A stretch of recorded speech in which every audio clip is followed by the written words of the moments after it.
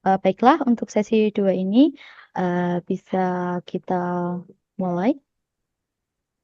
Yang pertama, Oke, kita akan bertanya terkait struktur organisasi, gitu, Kak.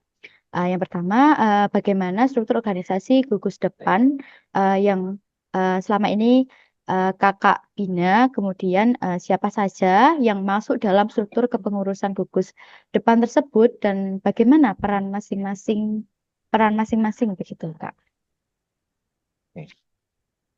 Di gugus depan kami ya di Pangkalan SMP Negeri 1 Pacitan, ada Kamapigus, yaitu kepala sekolah, ya, Kamapigus atau ketua majelis pembimbing gugus depan ya. Kemudian ada ketua gugus depan itu ada dua, ketua gugus depan putra dan ada ketua gugus depan putri.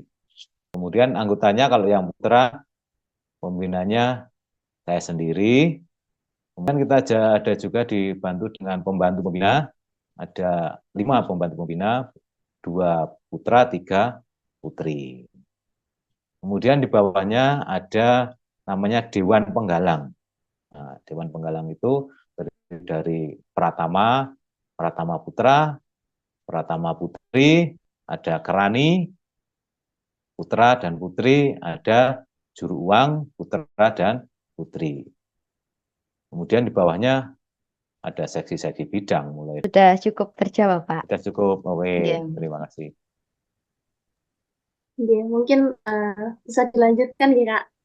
Ya, Baik, berkaitan dengan struktur organisasi, mungkin sekarang kita berpindah ke administrasi yang ada di gugus depan SMP 1 Pacitan. Kira-kira bagaimana sistem administrasi dari gugus depan itu berjalan, Kak?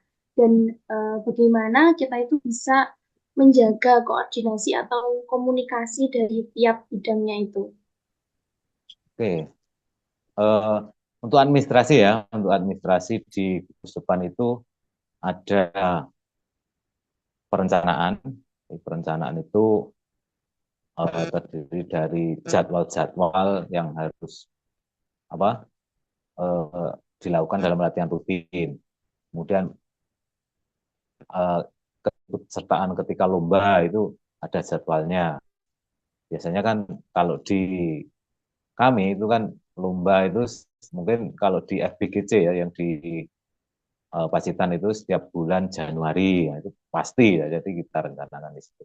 Kemudian ada struktur organisasi, ada namanya kalau setiap anggota itu namanya ada logbook ya, logbook itu buku catatan dari masing-masing anggota, apa kegiatannya, kapan dan di mana, materinya apa. Nah itu setiap eh, anggota pasti punya.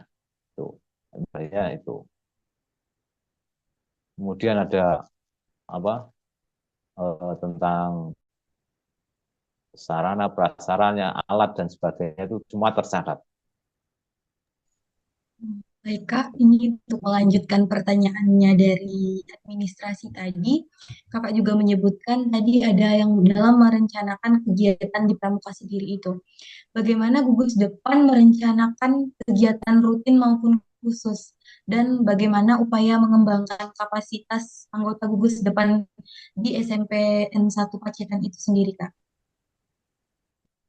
Oke, untuk perencanaan ya, Kak, untuk perencanaan biasanya di awal tahun, di awal tahun apa ya, eh, Dewan Penggalang yang baru, karena ada perpindahan biasanya kurang lebih di bulan November atau Desember. Nah, itu nanti Januari setelah itu kita merencanakan bersama pembina, sama pembantu pembina, Dewan Penggalang tentang rencana 1 tahun ke depan.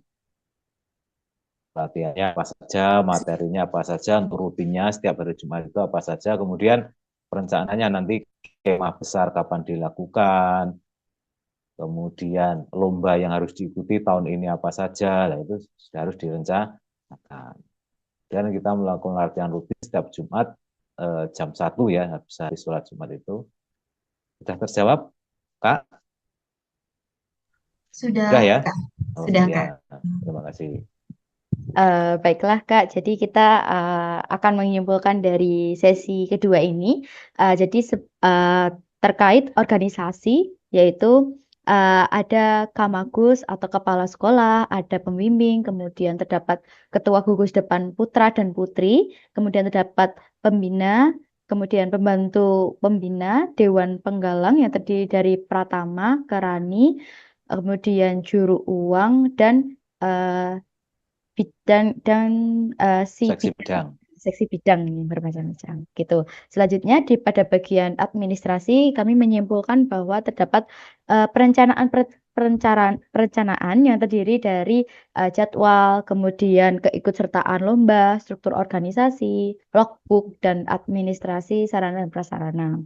Dan yang terakhir, biasanya perencanaan itu dilakukan pada awal tahun, seleksi untuk mengetahui mata lomba apa yang dibutuhkan dan yang akan diikutkan, kemudian latihan rutin dan apa saja persiapan lomba yang akan dilakukan. Begitu. Begitu Kak.